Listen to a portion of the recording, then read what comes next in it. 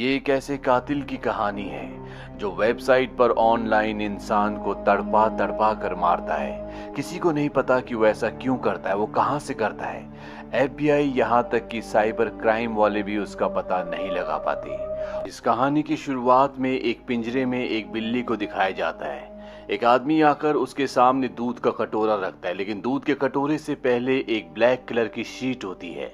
वो बिल्ली का पिंजरा खोलता है और जब बिल्ली दूध पीने के लिए कटोरे के पास जाती है तो कटोरे से पहले जो ब्लैक कलर की शीट होती है उस पर ग्लू लगा होता है। ये एक तरह का ट्रैप है, ठीक उसी तरह से जिस तरह से चूहों को पकड़ने के लिए लगाया जाता है। बिल्ली के पैर उस पर चिपक जाते हैं और वहां पर जो आदमी होता है वो हाइलोजन की तेज लाइट बिल्ली की तरफ कर देता है, जिससे उसे गर्मी होना शुरू हो जाती है। और ये सब कुछ लाइव चल रहा होता है, यानी कि ये लाइव स्ट्रीमिंग हो रही है। दुनिया में कोई भी इसे देख सकता है और जिस वेबसाइट पर ये चल रहा होता है उसका नाम होता है किल विथ मी। वहीं दूसरी तरफ FBI की साइबर क्राइम डिवीजन में एक लेडी को दिखाया जाता है जिसका नाम है जेनिफर मार्श, और वो अपने काम में बहुत अच्छी होती है। अभी अभी उसने केस सॉल्व किया होता है जिसमें एक पिता और उसका बेटा ऑनलाइन लोगों के साथ फ्रॉड करते हैं, और इस केस को सॉल्व करने के बाद उसकी नजर उसी वेबसाइट पर जाती है जिसका नाम है किल विथ मी, जहां पर एक बिल्ली को दिखाया जा रहा है जिस पर लगातार कई घंटों से हाइलोजन की तेज रोशनी पड़ रही है और इस रोशनी से उसे बहुत गर्मी हो रही है। जेनिफर को कुछ भी समझ नहीं आता, वो इस केस को ज्यादा सीरियस नहीं लेती, और जब वो घर जाती है तो दिखाया जाता है कि जेनिफर की एक बेटी है। दरअसल जेनिफर एक विडो है और उसकी बेटी की जिम्मेदारी उसी के ऊपर है।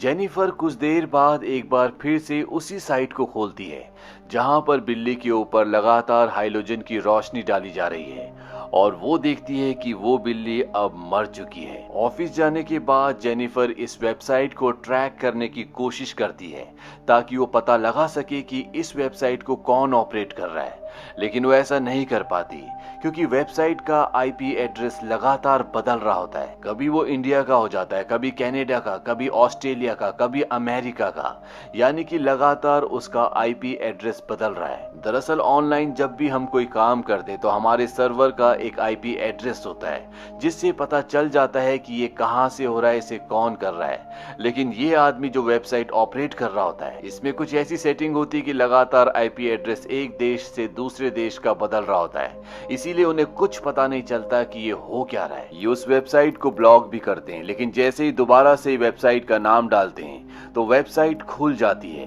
कहीं ना कहीं ये वेबसाइट रशियन सर्वर से कनेक्टेड होती है जिस पर इनका बिल्कुल भी एक्सेस नहीं है। वहीं शहर में एक आदमी को दिखाया जाता है जो एक गाड़ी के पास जाता है और कहता है क्या तुम ही हो जिसके पास हॉकी मैच की एक्स्ट्रा टिकट्स हैं। लेकिन इससे पहले वो आदमी उसको देख पाता, वो लड़का उस आदमी को बेहोश करके किडनैप कर लेता है। और किल विथ मी वेबसाइट पर अब कोई जानवर नहीं बल्कि एक आदमी है। ये वही आदमी है जिसे अभी कुछ देर पहले एक अनजान लड़के ने किडनैप कर लिया।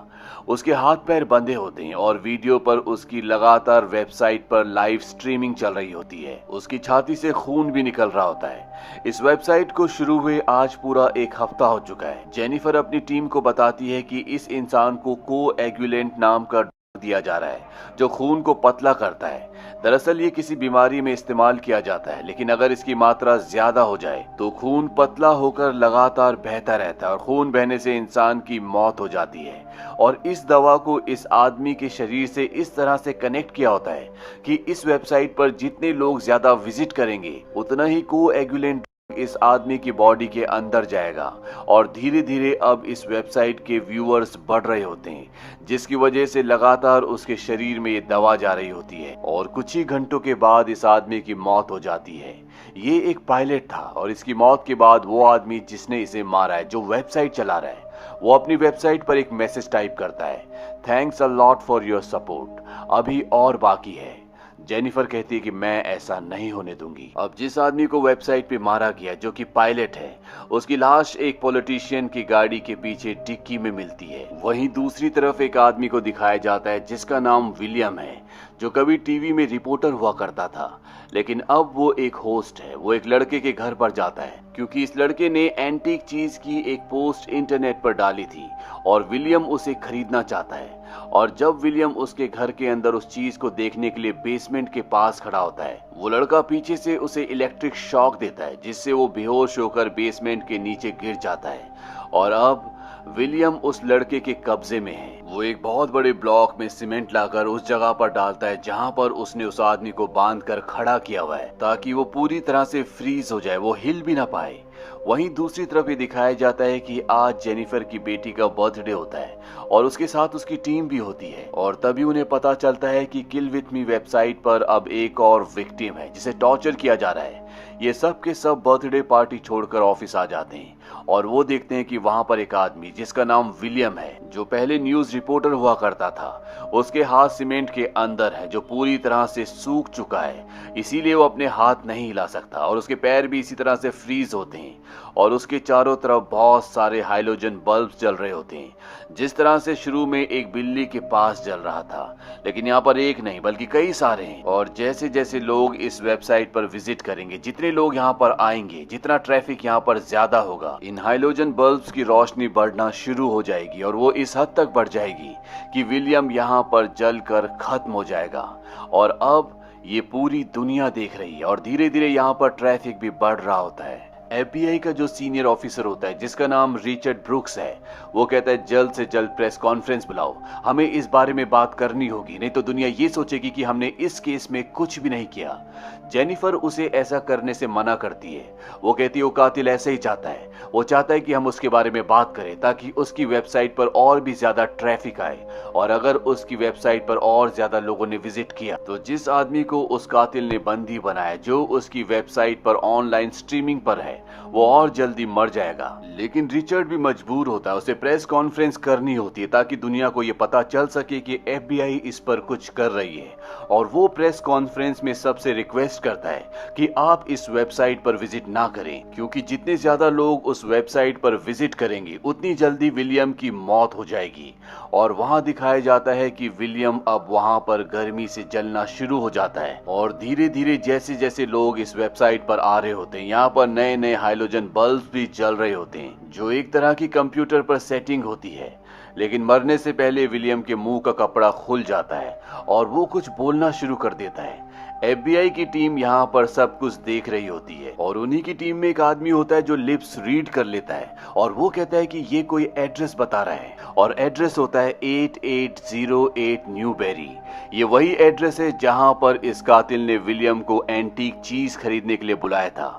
और FBI की टीम वहां पर पहुंच जाती है और जब वो घर के अंदर जाती है तो यहाँ पर FBI की टीम को कोई भी नहीं मिलता, लेकिन टेबल पर एक लैपटॉप होता है जिस पर वही न्यूज चल रही होती है जिसमें रिचर्ड पूरी दुनिया से रिक्वेस्ट कर रहा होता है कि वो किल विथ मी वेबसाइट पर विजिट ना करें। लेकिन ये दुनिया बहुत क्रूर है, जिस चीज के लिए मना किया जाता है उसी चीज को ज्यादा किया जाता है और इसी वजह से विलियम की मौत हो चुकी होती है। जेनिफर कहती है कि हो ना हो वो कातिल यहीं पर था और अब वो यहाँ से भाग चुका है। बाद में पता चलता है कि ये घर, जिस घर को उस कातिल ने इस्तेमाल किया था, ये किसी बूढ़े आदमी का है जो साउथ कोरिया रहता है और कभी कभी यहाँ पर आता है। यानी कि इस घर से भी उन्हें कोई सबूत नहीं मिल सकता। इस केस का FBI के लिए सबसे बड़ा सवाल ये होता है कि वो लड़का सबको क्यों मार रहा है और क्यों वो लाइव स्ट्रीमिंग में सबको मारता है, इसके पीछे वजह क्या है। क्योंकि FBI को वजह जानना बहुत जरूरी है, क्योंकि अगर उन्हें वजह पता चल गई तो हो सकता है कि वो उस कातिल को भी पकड़ सके। लेकिन फिलहाल उनके पास कोई वजह नहीं होती। लेकिन इनके पास अब एक लैपटॉप है। जेनिफर के साथ काम करने वाला उसका साथी एजेंट, जिसका नाम ग्रिफिन है, वो जेनिफर को बताता है जिसका ये लैपटॉप है उसका नाम किल्बन है, जो कि अब मर चुका है। ये लड़का अलग अलग साइट से डिस्टर्बिंग वीडियोस जैसे जलने के, सुसाइडल, इस तरह के वीडियोस को अपलोड करता था और 5 अलग अलग वेबसाइट्स पर पोस्ट किया करता था। लेकिन अब वो मर चुका है और किल विथ मी वेबसाइट को जो चला रहा है, उसने सबसे पहला पोस्ट, जो कि बिल्ली वाला पोस्ट था, वो इसी लैपटॉप से किया था। यानी कि उसने किल्बन का लैपटॉप चुराया है। अब उसी शाम को जेनिफर जब अपने घर पर शार ले रही होती है और उसकी बेटी कमरे में होती है, तो उनके कंप्यूटर पर दिखाया जाता है कि वो अपने आप ही किल विथ मी वेबसाइट को खोल देता है। यानी कि उसके कंप्यूटर को हैक किया गया है और उसके कंप्यूटर की स्क्रीन पर उसी के घर को दिखाया जा रहा है, यानी कि उस वेबसाइट पर जहां पर अभी तक लोगों को मारा जा रहा था, अब वहां पर पूरी दुनिया जेनिफर के घर को देख रही है। जेनिफर की बेटी भी ये देखती है और वो अपनी मॉम को बताने की कोशिश करती है। उसकी मॉम को कुछ समझ नहीं आता और जेनिफर की बेटी बाहर चली जाती है। और जब जेनिफर शार लेकर बाहर आती है तो उसे उसके साथी ग्रिफिन का कॉल आता है और वो उसे सारी सिचुएशन बताता है। जेनिफर अपने कंप्यूटर की स्क्रीन पर देखती है, वहां पर उसका घर दिखाया जा रहा होता है और उसकी बेटी भी वहीं पर खड़ी होती है। वो अपनी गन लेकर भागते हुए बाहर जाती है और अपनी मॉम को अपनी बेटी को अंदर ले जाने के लिए कहती है। वो देखती है कि उसके घर के बाहर एक गाड़ी खड़ी होती है जिसकी छत पर एक कैमरा लगा होता है। वो उस कैमरे को वहां से हटा देती है। यहाँ पर पुलिस भी आ जाती है और जब वो इस गाड़ी की डिक्की को खोलते हैं तो इसमें विलियम की डेड बॉडी होती है, उस आदमी की जिसे उस कातिल ने दूसरे नंबर पर मारा है। दरअसल उस कातिल ने जेनिफर की बेटी के बर्थडे वाले दिन उसे एक गेम भेजी थी और जब जेनिफर की बेटी उस गेम को अपने कंप्यूटर पर डाउनलोड करती है तो वो एक ट्रोजन था, जिस वजह से जेनिफर की सारी इंफॉर्मेशन उस कातिल तक पहुंच गई थी। इसीलिए उसे जेनिफर के घर का पता चलता है। अब जेनिफर को उसके साथी एजेंट ग्रिफिन का कॉल आता है और वो कहता है कि मुझे पता है कि उस कातिल ने तुम्हारे घर को टारगेट क्यों किया, क्योंकि उसे पता है कि तुम उसके केस में कुछ ज्यादा ही दिलचस्पी ले रही हो। और वो उसे ये भी बताता है कि किल्बन, जिसका लैपटॉप इन्हें मिला है, जो 1 महीने पहले ही मर चुका है, उसके बीच में और कातिल के बीच में कोई कनेक्शन है। पर मैं इसे और भी डिटेल में इन्वेस्टिगेट करना चाहता हूँ, तुम मुझे ऑफिस में मिलो, मैं वहां पर तुमसे डिस्कस करूंगा। और ग्रिफिन फोन को डिस्कनेक्ट कर देता है और तभी उसे एक और फोन आता है। ये एक लड़की का फोन होता है। दरअसल ग्रिफिन ऑनलाइन कई लड़कियों से चैटिंग करता है और वो लड़की कहती है कि मुझे तुम्हारा मेल बहुत अच्छा लगा, मैं तुमसे मिलना चाहती हूँ। और अगले पल ये दिखाया जाता है कि ग्रिफिन, जो कि एक FBI एजेंट है, वो उसी कातिल के कब्जे में है और किल विथ मी वेबसाइट पर अब ग्रिफिन की लाइव स्ट्रीमिंग हो रही है। दरअसल ग्रिफिन को जो कॉल आया था वो इसी कातिल ने किया था। उसने कंप्यूटर में वॉइस चेंजर के जरिए अपनी आवाज को लड़की की आवाज में बदलकर ग्रिफिन को अपने जाल में फंसाया और उसे इस जगह बुलाकर अब बंदी बना लिया।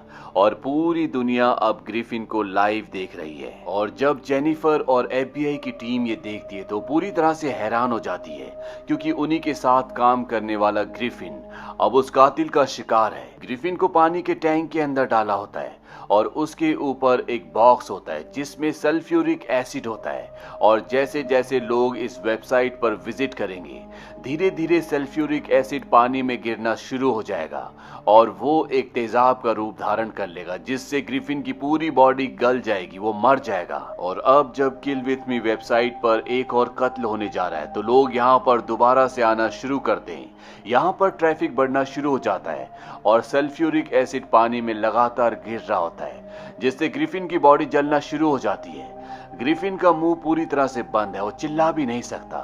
ग्रिफिन की बॉडी जलने से यहाँ पर बदबू होना शुरू हो जाती है, इसीलिए कातिल यहाँ से निकल जाता है। और अब ग्रिफिन के पास एक मौका है कि वो मोर्स कोड के जरिए अपने दोस्तों को संदेश दे सके। वो अपनी आंखें झपकाकर मोर्स कोड के जरिए अपने दोस्तों को, अपनी FBI टीम को एक मैसेज देता है। मोर्स कोड दरअसल एक ऐसी भाषा होती है जिसमें हम आंखें झपकाकर, लाइट को जला और बुझाकर एक दूसरे को संदेश भेज सकते हैं। और FBI को वो संदेश देते देते ग्रिफिन की मृत्यु हो जाती है। और जब उस मोर्स कोड को डिकोड किया जाता है तो ग्रिफिन ने कहा होता है आवर सुसाइड। जेनिफर समझ जाती है कि इस वर्ड के पीछे कोई ना कोई राज जरूर है और वो उस DVD को देखती है जो उसे ग्रिफिन ने दी थी। दरअसल ग्रिफिन ने उस लैपटॉप से, जो इन्हें उस घर पर मिला था जहां पर मरने वाले दूसरे आदमी की लिपसिंग को रीड करके ये सब पहुंचे थे, और ग्रिफिन ने उसी लैपटॉप की वीडियो फुटेज से ये DVD बनाई होती है। और इस DVD के अंदर बहुत सारे सुसाइडल क्लिप्स होते हैं, क्योंकि जिस लड़के का ये लैपटॉप होता है वो इसी तरह की क्लिप्स को 5 अलग अलग वेबसाइट पर पोस्ट किया करता था। और इन सब वीडियोस में, इन सब क्लिप्स में एक क्लिप ऐसा होता है जिस पर उसने लिखा होता है ग्रेटेस्ट हिट, यानी कि अब तक का सबसे हिट वीडियो। और एरिक जो कि उसके साथ बैठा होता है, जो उसी के साथ काम करता है, वो कहता है कुछ दिन पहले मैं यहाँ इस ब्रिज के नीचे गया था, क्योंकि सबसे पहले जिस बिल्ली को मारा गया होता है वो इसी ब्रिज के नीचे एक घर के पास से चुराई गई थी। और जेनिफर को अब पूरा केस समझ में आ जाता है। वो एफबीआई की टीम की एक मीटिंग बुलाती है और उन सबको बताती है कि आज से 16 महीने पहले एक प्रोफेसर ने ब्रिज के ऊपर अपने आप को गोली मारकर थी। इस प्रोफेसर का नाम जेम्स राइली था, जो अपनी पत्नी के मरने से बहुत ज्यादा उदास था, इसीलिए उन्होंने सुसाइड कर लिया। और जब वो सुसाइड थे तो न्यूज चैनल 12 के एक पायलट ने इसे पूरी तरह से फिल्मा लिया। हालांकि उनका रेगुलर पायलट उस दिन छुट्टी पर था, इसीलिए इसे दूसरे पायलट ने फिल्माया जिसका नाम था मिलर। और मिलर वही इंसान होता है जिसे वेबसाइट पर सबसे पहले मारा गया था, जो कि एक पायलट था। और जब उनकी न्यूज टीवी पर आना शुरू हो गई तो राइली की फैमिली ने इस पर ऑब्जेक्शन उठाया। सभी न्यूज चैनल्स ने उनसे माफी मांगी, लेकिन न्यूज चैनल 12 ने ऐसा नहीं किया, क्योंकि इससे उनकी टीआरपी बहुत ऊपर आ गई थी। और उन्होंने उसी स्थल पर जहां पर राइली ने हत्या की थी अपने एक रिपोर्टर को भेजा, जिसका नाम था विलियम। विलियम ने वहां के कई लोकल लोगों से इस साइट के बारे में सवाल जवाब किए और चैनल 12 ने एक बार फिर से इस पूरे वीडियो को राइली के सुसाइड क्लिप के साथ दोबारा से टीवी पर टेलीकास्ट किया। और जब इसे टेलीकास्ट किया गया तो किलबर्न ने इसको रिकॉर्ड कर लिया। और जैसा कि वो इस तरह के वीडियोस को 5 अलग अलग वेबसाइट्स पर पोस्ट किया करता था, उसने इस सुसाइडल केस को, इस क्लिप को भी अलग अलग जगह पर पोस्ट कर दिया। और पोस्ट होने के बाद ये वीडियो पूरी तरह से वायरल हो गया। लगभग 50 लाख लोग इस बारे में, इस सुसाइड के बारे में बात कर रहे थे। लोग अजीब अजीब से कमेंट्स कर रहे थे, लोग मजाक भी उड़ा रहे थे। राइली का एक बेटा है जिसका नाम है ओवन। वो बहुत ही ब्रिलियंट है, जो इलेक्ट्रॉनिक्स, मैकेनिक्स और कंप्यूटर में ब्रिलियंट है, बहुत होनहार है। लेकिन वो अपने अकेलेपन से डिस्टर्ब था और जब उसके पिता ने हत्या कर ली तो उसे दिमागी यानी साइकेट्रिक हॉस्पिटल में एडमिट करना पड़ा। लेकिन आज से 6 महीने पहले वो छूट गया। तो अब हमें पता है कि ये सब कौन कर रहा है। दरअसल राइली की मौत के बाद राइली के बेटे ओवन ने ये सब कुछ किया होता है। उसने दुनिया के सामने सबसे पहले उस पायलट को मारा जिसने उसके पिता की सुसाइड को रिकॉर्ड किया था।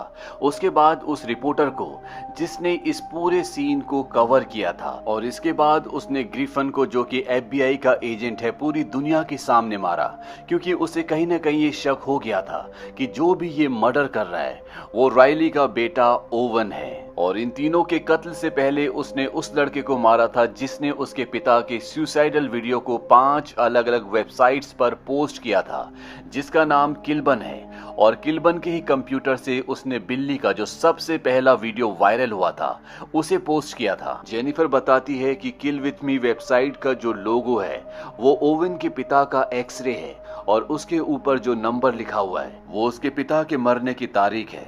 और अब ओवेन अपने पिता के घर पर अकेला रहता है। और ये सब कुछ जानने के बाद एफबीआई वहां पर पहुंच जाती है। वहां पर उन्हें ग्रिफिन की डेड बॉडी मिलती है, लेकिन ओवेल वहां से भाग गया होता है। इसके बाद ओवेल की फोटो को हर न्यूज चैनल पर टेलीकास्ट कर दिया जाता है ताकि उसे पकड़ा जा सके, लेकिन अभी तक उसका कुछ पता नहीं चलता। और रात को जेनिफर जब अपनी गाड़ी से घर जा रही होती है तो चारों तरफ बारिश होती है और तभी जेनिफर की गाड़ी अपने आप ही कंट्रोल होना शुरू हो जाती है। उसकी गाड़ी का रेडियो बंद हो जाता है, फ्रंट लाइट्स बंद हो जाती है और वो स्टीयरिंग भी कंट्रोल नहीं कर पा रही होती।